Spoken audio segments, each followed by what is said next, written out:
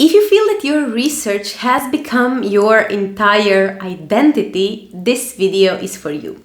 So a few days ago, I was discussing the PhD project with a client of mine, and while we were discussing it, at some point she said, I feel that the only thing I have is my research. I think that my life revolves completely around my research. And I was like a little bit surprised by that definition, by that statement. But then I remembered that it's quite common, right? And it happened even to me during my PhD, at some point I was like, okay, the only thing I think about is my research. The only thing I'm concerned about is my research. The only thing I talk about is my research. And even the jokes that I was making were somehow connected to research. So that really gives you a perspective of how much of your identity goes there. And this is not optimal for several reasons, and one of the reasons is because research rarely goes according to plan. And this is something that doesn't have anything to do with how hard you work or how smart you are, but if you reach some point in which you think that this is what defines your success and this is what defines your life, you kind of start to believe that this is where your worth is. If your research works, then you are worthy. If your research doesn't work, which is like 99% of the times, then you are stupid, you are not smart enough, clearly not cut out for science, and so on.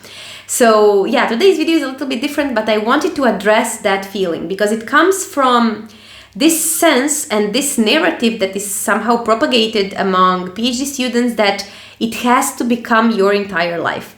And I want to say that this can be dangerous exactly for that reason. Because if you tie your worth to that, then it ends up being just, you are your research and you are much more than your research and so on.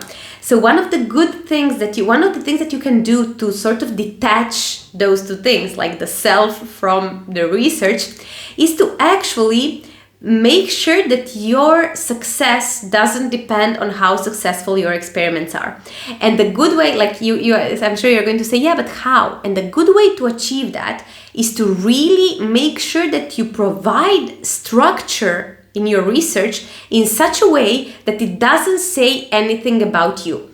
And one of the most maybe tangible examples are, for example, when you are doing your task list, your to-do list for the week or the month, and you say, finish this experiment or figure out this thing. All of those things are very, very vague. Like they mean nothing because your experiment can fail no matter how hard you tried, how much you worked, and how smart you are. Your experiment can still fail. So it's not this doable, achievable, completable action, what I like to call completable action. Like what is something that I can do and depends only on myself. Whereas if instead of saying those things, you say something like finish paragraph 1 or run the experiment 4 more times, 5 more times, or clean up the figure, or prepare the presentation for the talk. All of those things are sort of full circle, you start preparing the presentation, then eventually you finish it, and then you have a presentation. So it's giving you a sense of completeness and the sense of achieving at least something, because research really has this thing of you're doing this invisible work for quite a long time until you see something tangible out of it, like a publication or a thesis or, I don't know, a title, a PhD title, and so on. So if you're in that stage of your PhD right now, if you feel that your PhD is the only thing that you have, I really suggest trying to detach yourself from the research by doing this, like by making this slightly subtle changes to your task list, to your to-do list, in order to make sure that you can actually complete the tasks, no matter how, that you can control it, no matter how your experiment turns out to be. And if you're stuck completely with your PhD, if you feel that you don't know where you're even going with your thesis, with your research, if your research is all over the place, if maybe your supervisor abandoned you or they are busy with other students or with other stuff and cannot provide you the brainstorming time, the feedback that you need, this this is exactly what I help PhD students do. So I help them navigate research, navigate the PhD in terms of how to structure your research, how to put it all together, how to make sense of all of it, and then finally write, finish, and submit a thesis that is coherent and that makes sense both to you and your supervisor.